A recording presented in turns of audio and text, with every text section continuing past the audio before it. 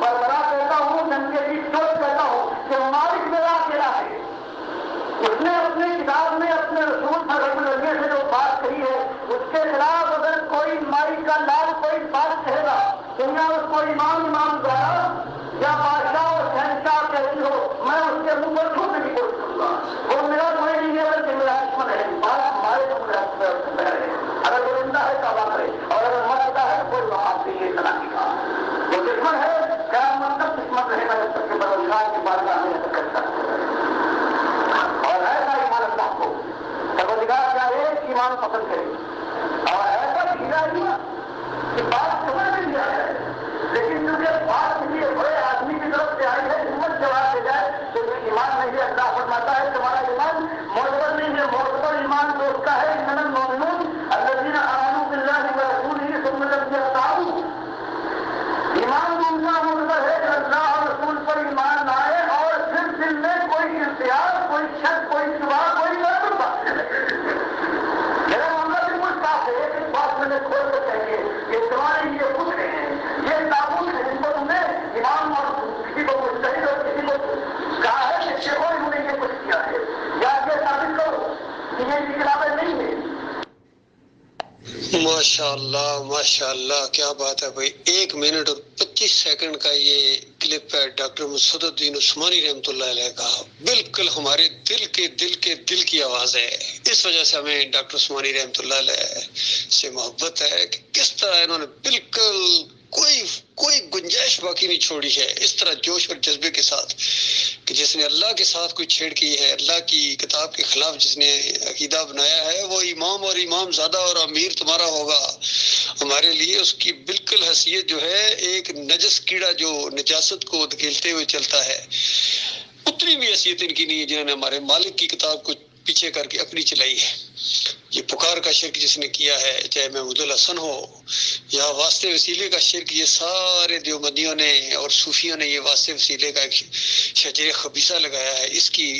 یا یہ واسطے وسیلے اور اس کے بعد یہ سجدہ تعظیمی کا محمد حنیف نے کیا ہے، اس کی کوئی حیثیت نہیں ہمارے نزدیک۔ بالکل ہمارے یہی جذبات ہیں جو ڈاکٹر عثمانی رحمۃ اللہ علیہ کے، کوئی بڑے سے بڑا ہو، تمہارے نزدیک وہ بڑا ہے، ہمارے نزدیک کوئی اس کی اہمیت نہیں،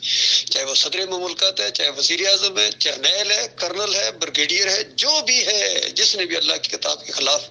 کوئی بات اٹھائی ہے وہ ہمارا دشمن ہے، ہم اس کے دشمن ہیں۔ کوئی بھی ہے، کوئی بادشاہ ہو، بادشاہ زادہ ہو، اور قیامت تک کے لیے دشمنی ہے، پھر ہمیشہ کے لیے، جب تک اللہ کی عدالت میں یہ فیصلہ نہیں جائے گا۔ اللہ کے بندو، یہ کھیل کھیلا ہے ظالموں نے، پوری دنیا کے اندر شرک اور کفر پھیلا دیا اور مسلمانوں کو ذلیل و خوار ہر جگہ کیا جا رہا ہے۔ پھر کہتے ہیں ان کو کچھ نہ کہو، ان کو کہیں گے تو بات کون سنے گا، نہ سنے بات، جہنم کی آگ کو مالک موقع دے گا، وہاں یہ چیخیں گے، چلائیں گے، کہیں گے کاش ہم سنتے اور کاش ہم نے اپنی عقل کو استعمال کیا ہوتا۔ لہذا بالکل کھول کے ننگی دعوت دی جائے گی اس قوم کے اندر، جب تک کوئی خیر نہیں آ سکتی، جب تک یہ دعوت نہ دی جائے۔ آنکھوں میں آنکھیں ڈال کے ڈلکار کے پہلے سمجھاؤ اور پھر اس کے بعد للکارو، اپنی جان اور مال لگاؤ ان طاغوتوں کے خلاف۔ ان کی حمایت کرتے ہو، پھر کہتے ہو تم مومن ہو، توحیدی ہو، تمہیں ایمان کی ہوا بھی نہیں لگی۔ اگر بال برابر ان کی سائڈ لیتے اور ان دل کے اندر کسی گوشے کے اندر اگر ان کا کوئی مقام ہے، ان طاغوتوں کا، ان صوفیوں کا، ان اعلیٰ حضرت کا، ربوع الاعلیٰ کا، اور یہ جتنے بھی گزرے ہیں، ان کا کھول کر ان کا کفر و شرک سامنے لایا گیا ہے، چاہے ڈاکٹر اسرار ہوں، چاہے یہ علی انجینئر ہو، یہ تقی عثمانی ہو، رفیع عثمانی ہو جو مر گئے ہوں وہ، یا یہ جتنے یہ زندہ ہے، طارق جمیل ہو، طاہر القادری ہو، فضل الرحمان ہو، خلیل الرحمان ہو، منور سلطان ہو، سب کو ایک کھٹیرے میں کھڑا کر دیا گیا بے ایمانوں کو۔ کوئی ہمارا نہیں ہے جو ہمارے مالک کا دشمن ہے، جو ہمارے مالک کی کتاب کو پیچھے ہٹا کے اپنی بات چلانا چاہتا ہے، ہمارے ساتھ دشمنی ہے، سن لو ہمارا دشمن ہے، ہم اس کے دشمن ہیں۔ قیامت تک یہ دشمنی رہے گی مومنوں کے ایسے کافروں طاغوتوں کے ساتھ۔ کہتے ہیں ان کو کچھ نہ کہو، ان کو کچھ نہ کہو، پھر تمہیں نہ کچھ کہیں، اور پھر اس طرح جب بات سامنے آتی ہے کھول کے بیان کیا جاتا ہے، پھر آگ لگ جاتی ہے ان کو۔ اصل میں ان کے دماغوں میں شرک ہے، ان کے خون میں شرک ہے، ان کے پٹھوں اور رگوں میں شرک ہے۔ اللہ کا لاکھ شکر ہے مالک نے ہمیں اس گندگی سے نکالا ہے۔ کہتے ہیں ہم نے جماعت سے نکال دیا۔ تم کون ہوتے ہو جماعت سے نکالنے والے؟ تمہارا عقیدہ خراب ہوا، تم نکلے ہو جماعت سے، ہم نے تمہیں نکالا ہے۔ جماعت اپنی جگہ قائم ہے، جو ایمان خالص کے اوپر ڈاکٹر مسعود الدین عثمانی رحمۃ اللہ علیہ کے جس دور کے اندر جو جماعت قائم ہوئی ہے، یہ مومنوں کی جماعت ہے، چاہے تھوڑی ہو چاہے زیادہ ہو، چاہے ایک رہ جائے اکیلا مومن رہ جائے وہی مومن ہے، باقی سارے نمک حرام رکتدار ہیں جو اس دعوت کے خلاف ہیں، توحید کی دعوت جو نہیں اٹھاتے ہیں، طاغوت کو للکارنے کی جن کے اندر ہمت نہیں ہے، سن لے کہ میرے ساتھ دشمنی ہے، ہمارے ساتھ دشمنی ہے اس کی، کوئی ہم سے کسی چیز کی وہ نہ رکھے امید، کبھی اپنا وقت ضائع کرو گے۔ ہم نے اللہ کے راستے میں قدم ڈالا ہے، سارے طاغوتوں کو للکارا ہے، اور اللہ سے بڑی امیدیں ہیں، اللہ تعالیٰ اس ایمان کی دعوت کو آگے بڑھائے، یہ مضبوط ترین جماعت بنے گی انشاءاللہ دنیا میں، اس کے ذریعے انشاءاللہ رنگ جہاں بدلی ہوگا، انقلاب آئے گا، بہت بڑا انقلاب آئے گا، اسلام اپنی پوری شان و شوکت کے ساتھ آئے گا، اور اس طرح بھیک مانگنے کے ووٹوں کے ذریعے جو ہے نا خیرات مانگنے کی ضرورت نہیں پڑے گی، کفر و شرک کا جنازہ اٹھے گا، جس طرح بتوں کو توڑا گیا تھا اس طرح ان مزاروں کو توڑا جائے گا، ان درگاہوں اور مندروں کو، مسلمانوں کے جو مندر ہیں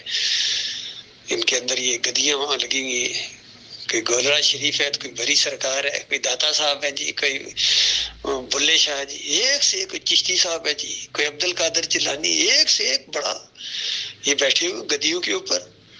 اور اللہ کے دین کو انہوں نے بالکل سے پوچھ ڈال دیا ہے۔ اللہ کے بندوں، ایمان کی دعوت، یہ توحید کی دعوت، یہ بچوں کا کھیل نہیں ہے، نہ ان مردوں کا کام ہے، نہ مولویوں کا کام ہے، یہ ان کے بس کی بات نہیں ہے، نہ ان کی یہ فیلڈ ہے، یہ تو انبیاء اللہ تعالیٰ نے بھیجے ہمیشہ، جو مردوں کی رہنمائی کے لیے کتابیں اتاری ہیں۔ اللہ تعالیٰ غور و فکر کرنے کی توفیق عطا فرمائے۔